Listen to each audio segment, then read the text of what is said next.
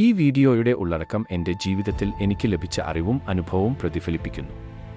എൻ്റെ വ്യക്തിപരമായ അനുഭവങ്ങളെ അടിസ്ഥാനമാക്കി വിലപ്പെട്ട സ്ഥിതിവിവരക്കണക്കുകൾ പങ്കിടാൻ ഞാൻ ലക്ഷ്യമിടുന്നുണ്ടെങ്കിലും അവതരിപ്പിച്ച വിവരങ്ങൾ പൊതുവായ വിവര ആവശ്യങ്ങൾക്ക് മാത്രമുള്ളതാണ്.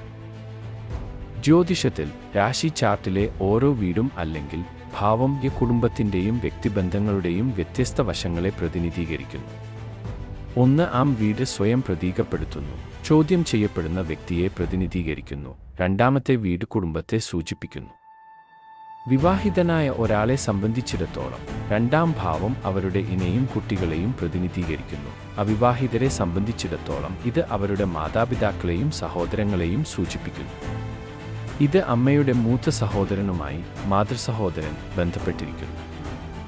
മൂന്നാമത്തെ വീട് ഇളയ സഹോദരങ്ങളുമായും അമ്മായിയപ്പനുമായും ബന്ധപ്പെട്ടിരിക്കുന്നു.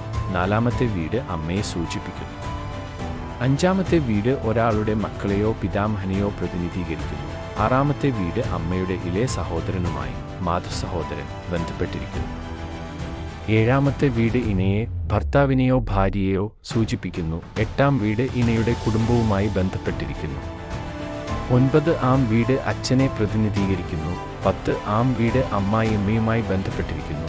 11 ആം വീട് മൂത്ത സഹോദരന്മാരുമായും പിതാവിൻ്റെ ഇളയ സഹോദരനുമായും പിതാവിൻ്റെ അമ്മാവൻ ബന്ധപ്പെട്ടിരിക്കുന്നു.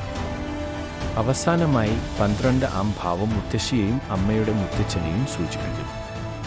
ഓരോ വീടും ജ്യോതിഷപരമായ സ്ഥാനങ്ങളെ അടിസ്ഥാനമാക്കിയുള്ള പ്രത്യേക കുടുംബ ബന്ധങ്ങളെക്കുറിച്ചുള്ള സവിശേഷമായ ഉൾക്കാഴ്ച നൽകുന്നു.